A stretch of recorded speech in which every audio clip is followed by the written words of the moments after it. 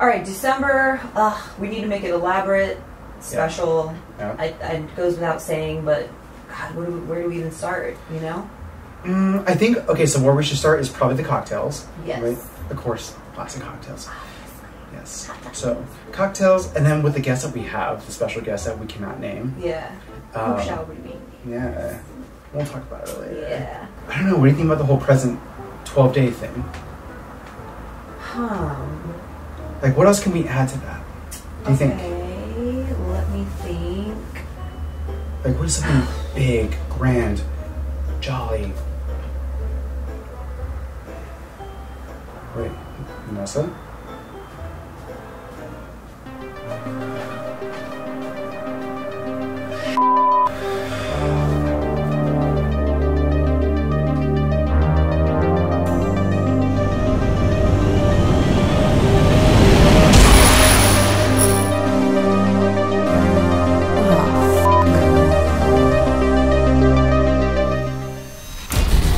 Welcome to Hello Horror with your host, Vanessa Decker. And YouTube's got a hip-hop Oh my god. Oh wow, yeah. I've never seen a camera like that. Be careful now. Oh, you haven't got. Who doesn't love me? Super freaks. I'm dying.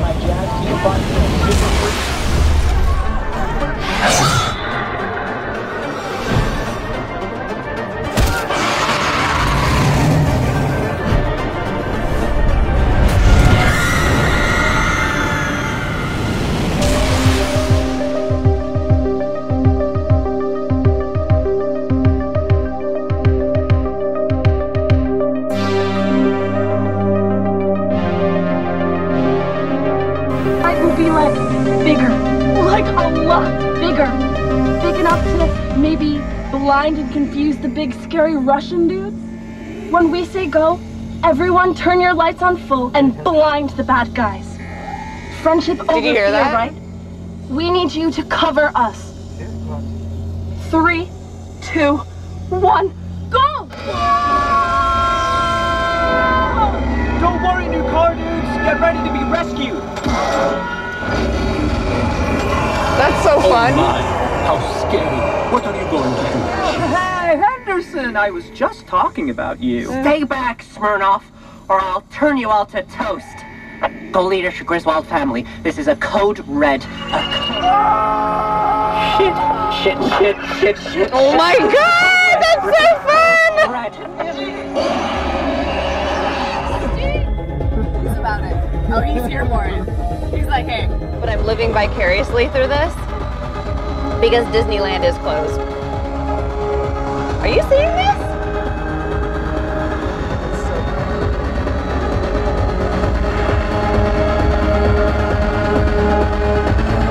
Look, peep it. That's cool. No?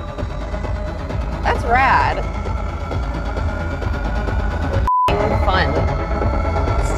This is insane. I think we're in the upside down or something.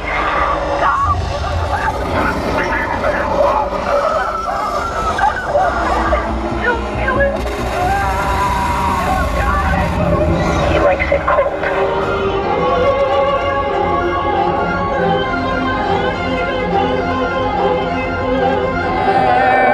Don't know where, 'cause my...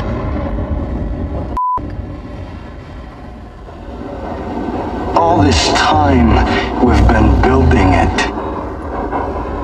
This is fun. I wish we weren't behind this car. Yeah.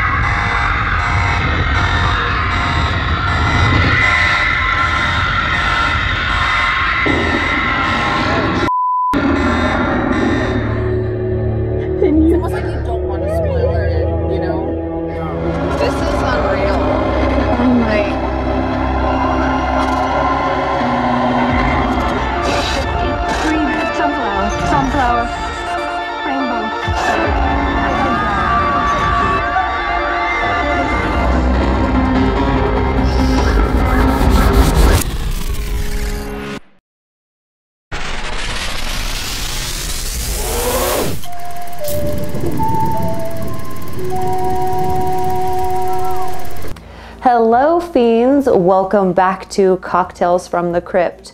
How excited are you to make a drink tonight? We thought we'd make a really fun fall-ish drink, I guess. It'll be the poison apple cocktail. Are you ready? This is your ingredients list. Everything that you will need to make the poison apple cocktail. It's going to be delicious. Screenshot, write it down. You know the drill, but here it is. So easy for you to do, right? All right, here we go. Do you like my display? I thought it was very fall feeling. All right, hello, Mom? Oh. Okay, we're gonna start with apple cider. Wait, sorry. Why do I keep wanting to say apple cider vinegar? Gross. Could you imagine? No, we're just starting with apple cider, okay? And we're going to do 1/3 cup. 1/3 cup.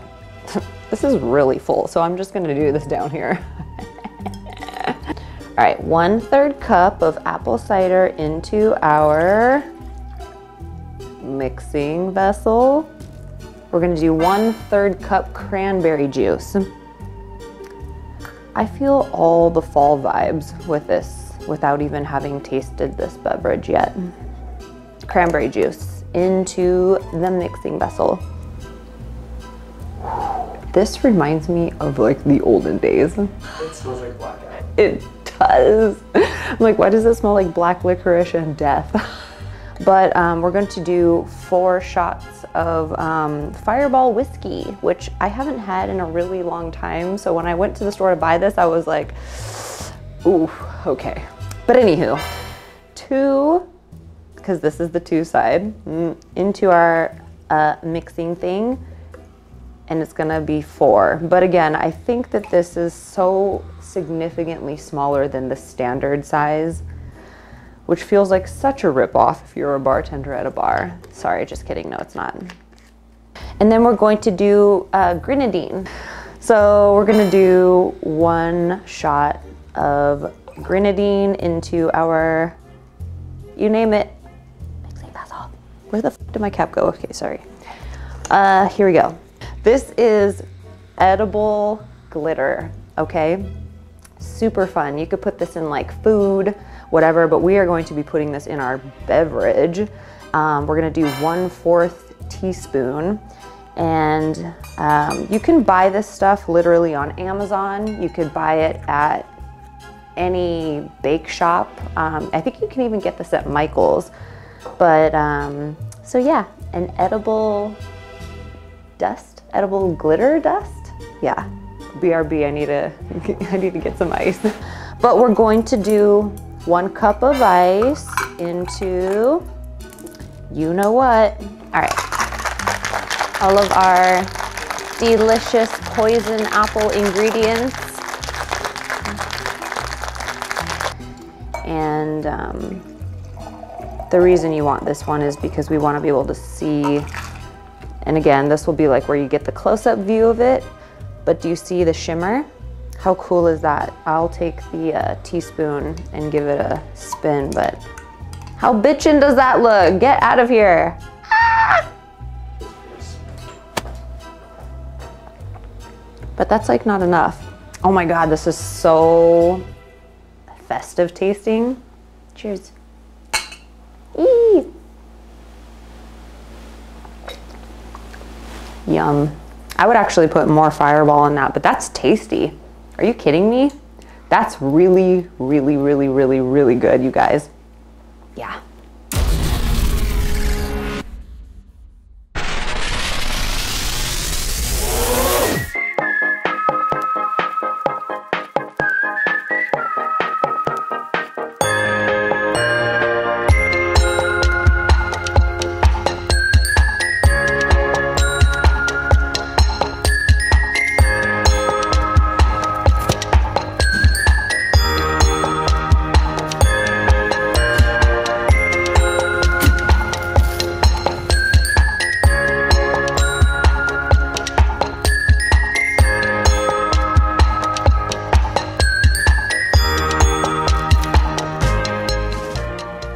Kevin and I started Waxwork in January of 2013.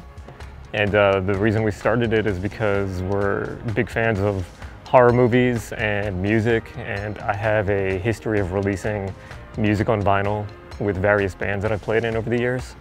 You know, we decided like, hey, like, why don't we try to do this? We saw a lot of companies doing something similar, and we felt as if like we could do it just as good or better.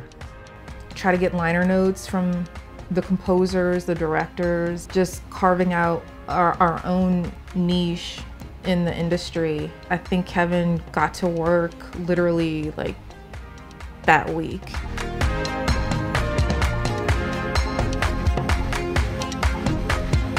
So Day of the Dead is one of my favorite releases that we've put out.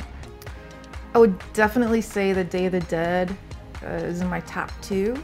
It showed us that this is something that we could actually do for work, for a living. We got to do an event at the Egyptian Theater in LA. We had dinner with George Romero and John Harrison. Everyone was so sweet. Everything about that release is special. I really like the Rob Zombie titles that we've done because not only did we get to work with him, but it just kind of like evolved into like this relationship where we're not only releasing his movie soundtracks, but we're going to be doing some other cool stuff with him soon. In terms of music, I really like Vice Principals. If you haven't checked it out, you should. Joseph Stevens' score is amazing. It's really, really good.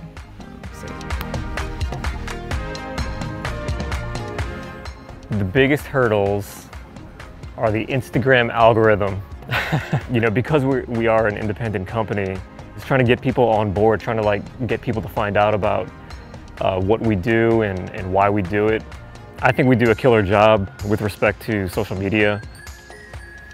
So this changes a lot, I would say, and it's changed over the years, but right now specifically, the biggest hurdle, pressing plant delays. That's the biggest hurdle that I think all of the labels are facing right now. Turnaround times are really long, and we're having to do pre-orders and people want their records. I would say that's really the biggest hurdle. The only hurdle really that I can think of. Everything else is great. We have a lot going on right now. We just launched our toys and collectibles, Spinachers, that we've been working on for, I want to say like 2 years now, maybe 3 years. It's been a long time, but they're out now. They're doing so great. We have a lot of soundtracks coming out, a lot of new stuff, a lot of old stuff, reissues, things that have never come out ever in any capacity on any format. We've got some collectibles, probably more publishing. We have some cool projects lined up right now with Rob Zombie, publishing and books and just more music and cool shit. That's the immediate future plan.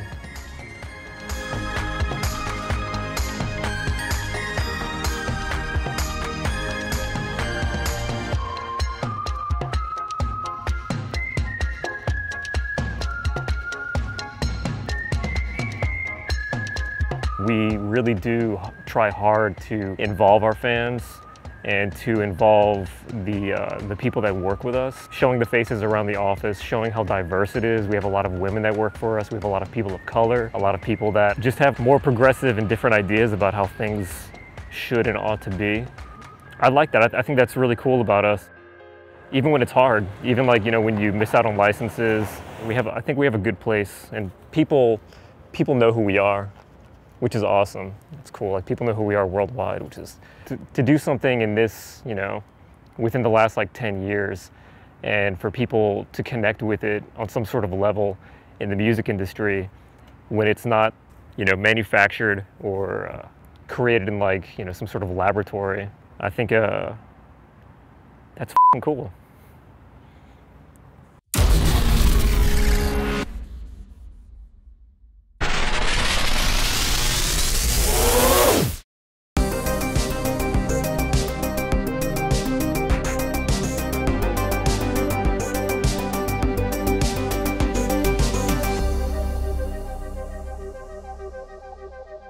So Ryan and I, you know what, we thought it would be really fun to take a trip down memory lane and to kind of showcase some of the events that we basically have gone to, where we started.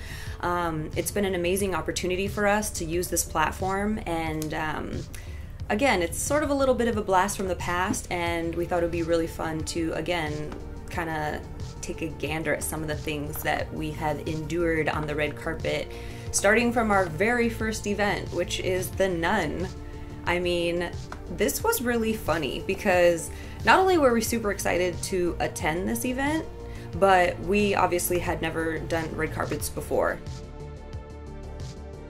We're like looking at all the other outlets like lined up on the red carpet, and we're just like, so is somebody gonna tell us where we go? Like, we just figure this shit out? Like, what do we do? So we found like Bloody Disgusting on the red carpet on the ground, and we were like, oh, okay, we belong here. The way red carpets are is they have like all the top media outlets kind of in the beginning, and then they kind of have more of like the web outlets towards the end, and that's kind of where we land, you know? I had conjured up no questions. I literally went there, no script. And I felt so, after the fact, I was like, I went into this fully unprepared.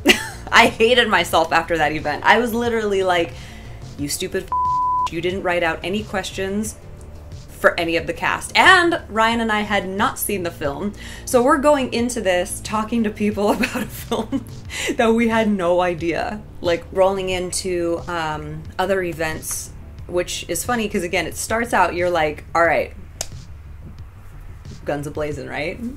You go down with a bang. And then we got to troll into other events that maybe weren't so fruitful. Half of the struggle was that Ryan and I, you have basically 2 minutes to talk to everybody that's coming down the red carpet. It feels overwhelming at times when they start rolling them out and you see the first couple and you're like, this is great. Again, after the first one, I started to conjure up questions. I actually took some time to like thoughtfully write out like, okay, if I run into so-and-so, I will be able to pinpoint this, this, and that. Every single media outlet is needing to talk to this person as well. So you have their publicist that's literally guiding them and giving each media outlet a few minutes. It was such a challenge to like make sure that we spoke to everybody that we needed to and have enough time. Because again, sometimes you would only get one question or sometimes we wouldn't get any.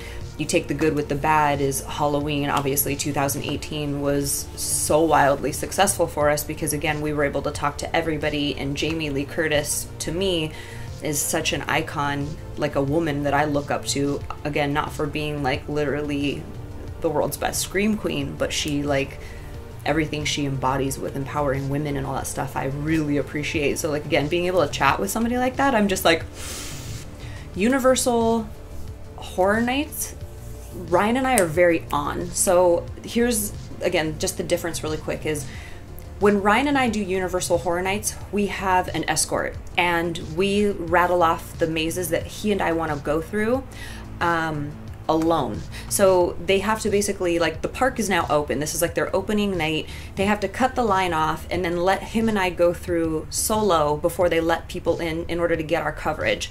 And so again, you're forced to be on like a lot, you know, and it's very tiring. You're like this because the escort, our like PR person is from Universal. They're literally like, all right, we gotta move, like, you know, and this isn't a bad thing. I'm just saying it's, hey, we gotta be on and we gotta go through all these mazes like with this escort in order to get all of our coverage immediately. You roll right from the red carpet into these mazes to get your coverage, and it's a lot. There is a very strict itinerary that we have. Horror Made Here, Warner Brothers, equally as fantastic, but literally no holds barred. Like, Ryan and I, there wasn't a red carpet there. We just knew we had to cover the event. But what we did know was that a lot of our celebrity friends, and again, this was just really cool having met these people along the way thus far. And again, Bonnie Aarons from The Nun, John Brotherton from The Conjuring, we were able to hang out with them almost our entire time while covering Horror Made Here on the Warner Brothers lot. And that was such a treat. And Ryan and I didn't have the itinerary that we had at Universal. I think Warner Brothers is my personal favorite. It is your favorite. Because we had no schedule. Yeah. And it purely was experience me being like, oh, I can just document everything with a camera instead of just being like, I have to work. And it's like, just document where everything looks cool. Yes, it's so true, you guys, because again, like when we're walking through these things alone, just the two of us, he's having to go backwards. And at Universal, it'll be like the escort is actually behind Ryan holding his backpack, escorting him through the maze so he doesn't just run into like somebody chopping someone's head off or something. I like the Scary Movies experience, which was really, really, really cool. And God, that was an experience in itself too, because we went into that not knowing. We knew they were like photo ops and sets built for, you know, it was like 5 or 6 movies. But when we got there, we were like, I'm sorry, this place is f***ing huge. Like that was definitely for me like an experience in itself. Obviously, it's been a while since Ryan and I have had the opportunity to attend any red carpets due to COVID, but it's like we've been blessed now with Hello Horror, and here we are today. So again, I hope that you guys kind of enjoyed this little sneak peek behind what goes into when we do event coverage.